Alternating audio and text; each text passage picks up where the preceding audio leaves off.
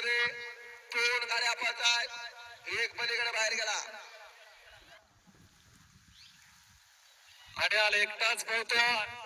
दशम हिंद केसरी आणि नव्यानं ज्याला नाव मिळालं साहेब चंदू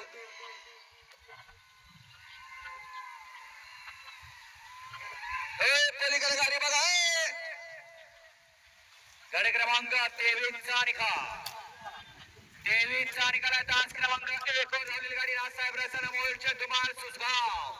या गाडीचा 1 नंबरला उजव्या बैलगाडी मालकाचं यामध्ये बसलेल्या छोट्या नवर कोळाकरांचा हार्दिक हार्दिक आणि हार्दिक अभिनंदन. सुंदर असे गाडी पाहिले.